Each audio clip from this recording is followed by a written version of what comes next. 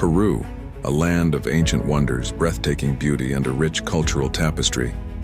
From Machu Picchu to the Amazon, it's a country that captures the imagination. But beneath the surface of this postcard image lies a different story, one that is rarely told. A story of systemic corruption, rising gang activity, and a struggle for stability that's shaking the nation to its core. The real Peru. To understand Peru today, we must look to its past. For decades, corruption has been a shadow over this nation.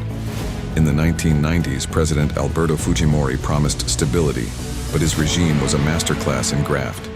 Quienes no viven el Perú y por tanto no sufren carne propia los estragos de esta guerra, como los responsables de Amnesty International, pueden referirse a los presos terroristas como presos políticos.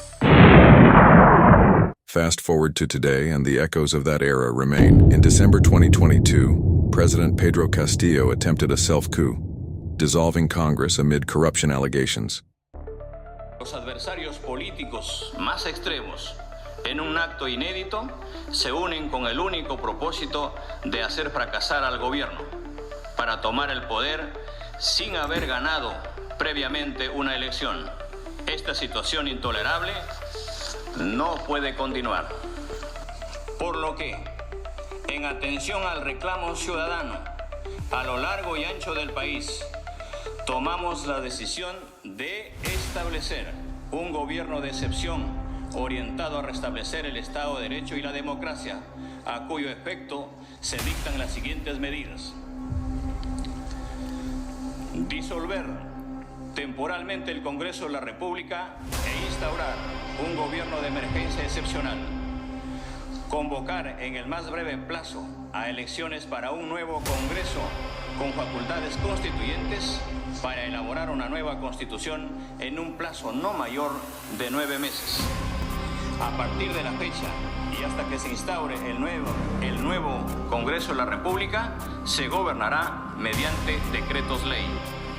Se decreta el toque de queda a nivel nacional a partir del día de hoy, miércoles 7 de diciembre del 2022. His arrest sparked deadly protests, leaving 49 civilians dead, mostly in the rural south.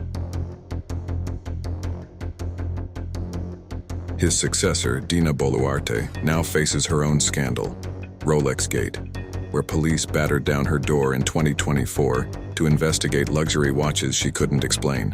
Corruption isn't just a few bad apples. It's structural. It's in the bureaucracy, the contracts, the way power operates. Trust is eroding, and that's dangerous. Transparency International ranks Peru 121st out of 180 countries for corruption. Surveys show 88% of Peruvians believe most politicians are corrupt, the highest in Latin America. It's a crisis that's fueled unrest and widened divides between Lima's elite and the rural poor. But corruption isn't Peru's only shadow. A crime wave is gripping the nation, driven by gangs both local and transnational. In 2023, extortion cases quadrupled, from 5,000 to over 22,000. In Lima, a cumbia singer, Paul Flores, was gunned down on a bus in March 2025, an apparent extortion hit. The public outrage forced a state of emergency, with troops now patrolling the capital. Peru's strategic location makes it a hub for organized crime. The port of Callao is a cocaine gateway, shipping an estimated 3,000 tons annually. In the Amazon, illegal gold mining rakes in billions, outpacing drug profits while deforesting vast swathes of land. And in the Vrem region, the Shining Path, once a Maoist insurgency, now guards drug routes. These aren't just petty criminals. You've got family clans, transnational groups like Venezuela's Tren de Aragua, and corrupt officials all working together.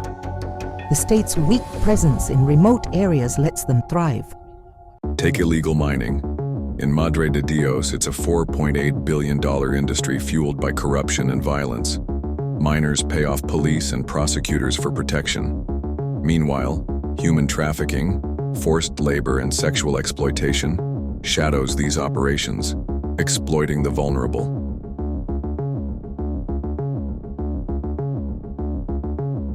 In 2024, business leaders warned Peru is losing the battle against crime. Extortion now hits everyone, from bus drivers to union leaders. 2 union heads were assassinated within 24 hours that year, a stark sign of gangs flexing power.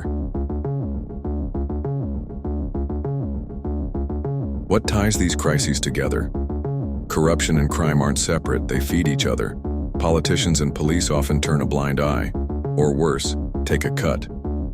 In 2018, leaked documents showed $2.2 billion in dirty money flowed through Peru's biggest banks linked to drugs, illegal mining, and corruption. The fallout is felt most in places like Puno and Ayacucho, where 2022 protests turned deadly. Rural communities, long neglected, see corruption as a betrayal and crime as a symptom. They demand reform, but the system resists. President Boluarte's response: more emergencies, more troops. She's even floated the death penalty for murderers, a divisive idea in a country without capital punishment since 1979. So where does Peru go from here?